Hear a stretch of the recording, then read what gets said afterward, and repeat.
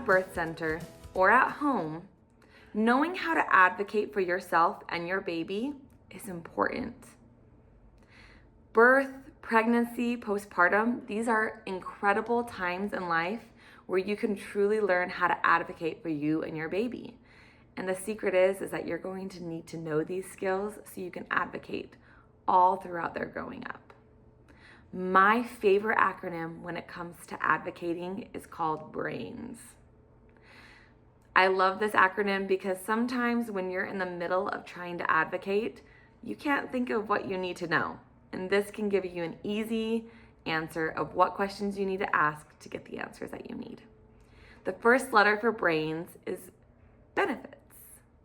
What are the benefits of this procedure, this intervention, or this option that you're giving me?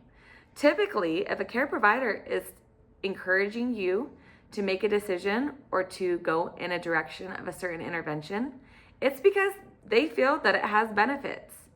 Whether or not you feel that it benefits you or your baby is up to you to determine. Asking what the benefits are and what your care provider feels they are will give you a better idea of why they're offering this as an option.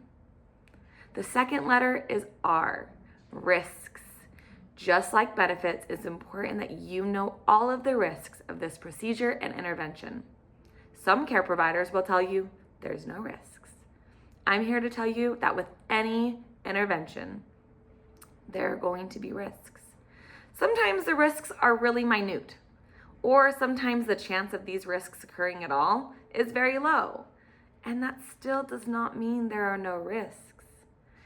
If your care provider tells you there are no risks, you can ask them to have that written on paper and to sign it and put it into your chart. Typically, this will push you in the direction of getting them to tell you the actual risks. The third letter, A, stands for alternatives. What are my other options? As a midwife, when I'm providing options or suggestions to my clients, typically there are alternatives. And if there's not, that gives you more information on the why behind this suggestion from your care provider. The fourth letter is intuition. What does your gut tell you? Any good care provider trusts their client's gut intuition. If a client tells me that their gut says no, it's a no. If they're telling me that their gut says to head in this direction, we're heading in that direction. Sitting down and really contemplating what you feel from the suggestion being given is a very good way to make a decision on how to move forward. The fifth letter is N. What if I do nothing? Asking what if I do nothing or what if I just continue doing what I'm doing will give you information on how emergent the situation is and also could give you more alternatives.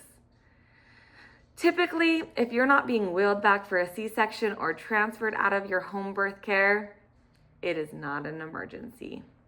And you typically have time to do nothing.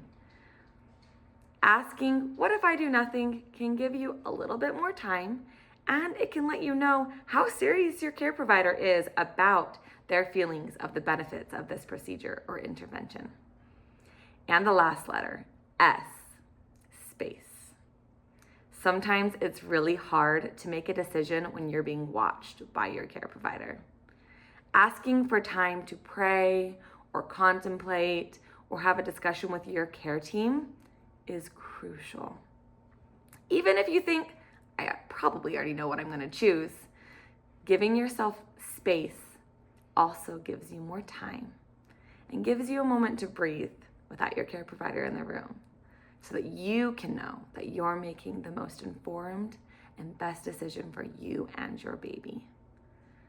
As you make informed choices and as you advocate for yourself and your baby, you will feel the empowerment that many people birthing all over the world feel. The difference between a traumatic birth and a birth where you feel empowered can simply be your ability to advocate for yourself and for your baby. So next time you're in a situation where you're being provided with options and interventions, ask yourself, brains, what are the benefits, risks, alternatives? What is my intuition? What would happen if I did nothing? And please give me some space to think about all of these things in tandem.